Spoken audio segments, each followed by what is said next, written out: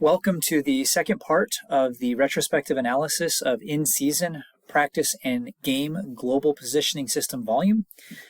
My name is Keith Lighting. I teach in the exercise science department at Lenoir-Rhyne University, and I have the privilege of working with the men's soccer team. So this is the second portion of the analysis. This first portion is available for you to view if you are interested. So real quickly, we'll go over the background. So this is data from the 2023 men's soccer Division II fall season. There were 18 regular and postseason matches with 3 preseason performances. Our season record was 7-5-6, and we had 16 starters and subs that wore the GPS device that all of this data is based upon. Now, looking at the competitive schedule for the soccer team, we have identified the specific teams that we played, along with our performance and the team that we played against, their season record. So one of the things we'll notice is we have the first half of our season where we have numerous ties, numerous losses, and only 2 wins. When we get to the second half of the season, we have many more wins, only a couple of ties, and it wasn't until we got to our finals where we saw losses. So looking at this, we can see that there is an improvement in the win-loss tie record from the first half of the season to the second half of the season. So one of the things that we wanted to identify is that something changed throughout the course of our season, where we were losing or tying at the beginning of the season, and then we started winning towards the end of the season. So we wanted to know what led to these improvements in our win-loss tie record. From my perspective, I'm looking at any physical performance increases that influence the team's win-loss tie record. From a sport coach perspective, they're looking at tactical or technical improvements or changes that have influenced team performance. So the variables that we monitored or evaluated, so in this situation, we are monitoring the points accumulated from that win-loss tie record for the first half of the season compared to the second half of the season. We're evaluating the player load from Player Tech GPS units. So this is the sum of all 3-dimensional accelerations. This is a specific algorithm they use to quantify how much total movement or work did the athlete perform during a given training session or match. We have the distance in kilometers, which gives us a macro level representation of the volume of exercise or movement. We have high speed running distance in meters. So any movement that is above 18 kilometers per hour or 11.2 miles per hour is identified as high speed running. So we're able to get a more detailed representation of longer duration, high intensity movements. Then we have our accelerations that are greater than 4 meters per second. And this is simply a count, the number of times the athlete hit an acceleration greater than 4 meters per second. And then we also evaluated the number of decelerations greater than 4 meters per second. So those are the metrics that we are evaluating in this analysis. So the analysis performed were several multivariate analysis of variances, or MANOVA tests. Now, a MANOVA is designed to establish statistically significant differences between groups. So the groups that we're going to have are the data from the first half of the season and the data from the second half of the season. That becomes our 2 groups. So the first 9 matches and the last 9 matches are the delineation between the first and last half of our season. Now, a MANOVA is only going to identify if there is a statistically significant difference, but it doesn't necessarily tell us the practical importance or how valuable is that difference. So a different statistic called a Cohen's d estimate of effect size will establish the practical importance of the difference. So here we have our criteria for what is considered small, moderate, or large importance. So we'll keep those numbers in the back of our mind because that's going to be valuable when we look at the actual results. So when we look at the comparison of the results. We look at the points accumulated and then our 5 different GPS variables.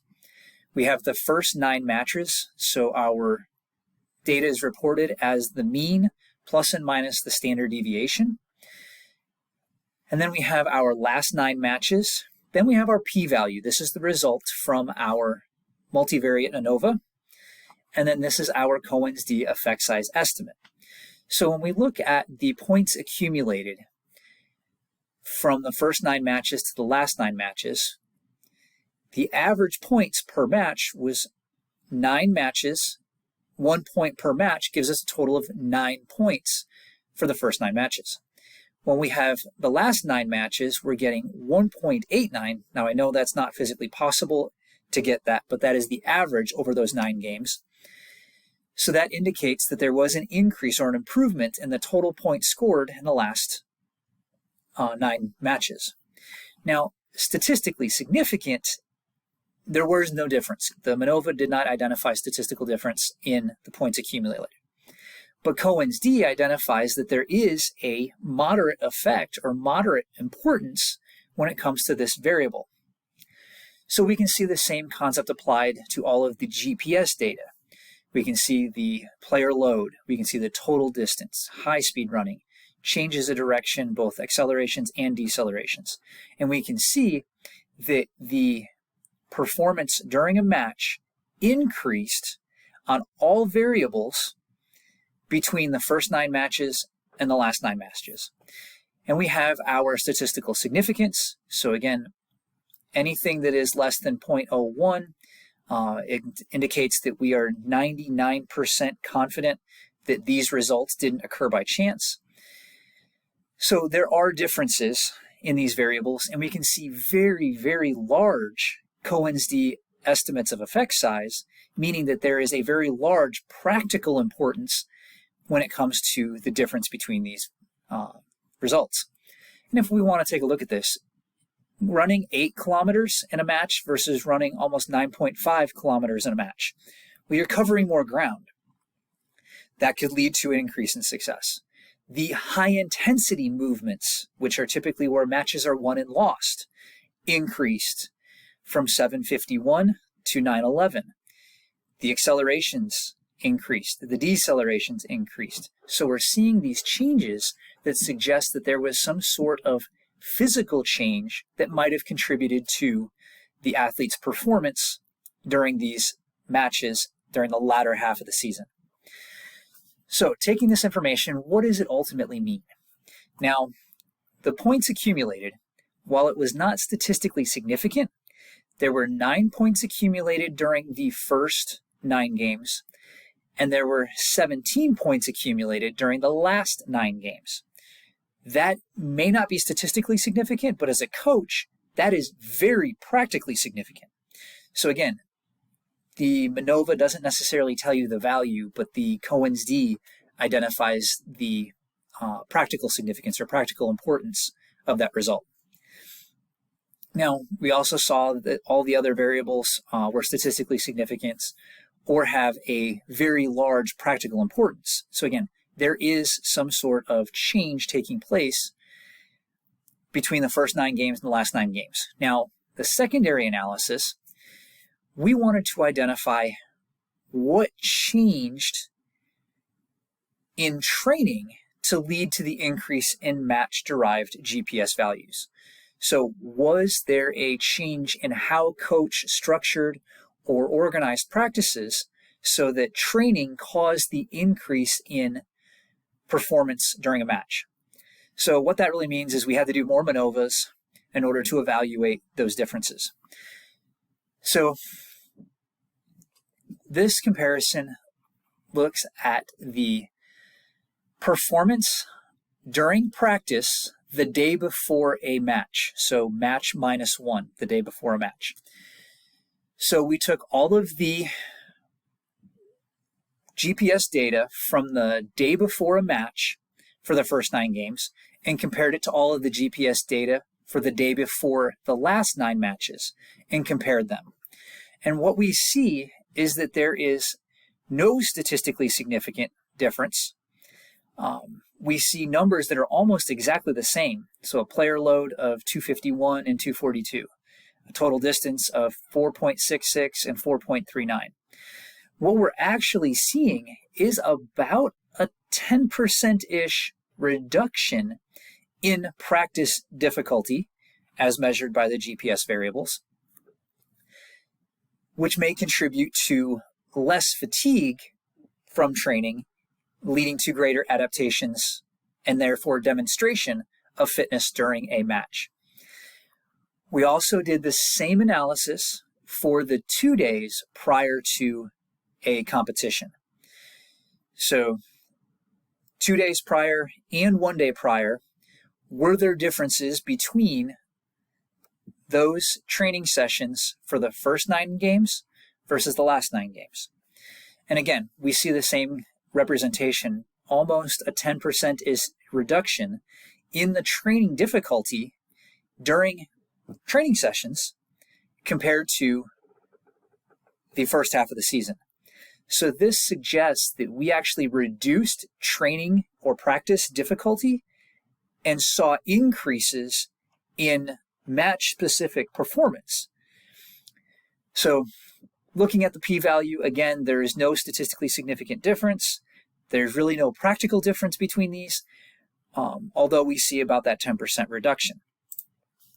So to summarize, the consistency or slight reduction in training difficulty from the first half of the season to the second half of the season was not the cause for increases in match performance. The difference in match performance from the first half to the second half of the season demonstrates that match play, the actual games, was the driving force that causes increases in GPS values during the second half of the season, meaning these players competed or played their way into soccer-specific shape, and they were able to demonstrate that later in the season. Now, that means that our in-season matches should be the hardest physical exertion that your players are doing, and that your your training sessions between the matches should be used to develop the tactical and technical proficiency in reducing or managing player fatigue.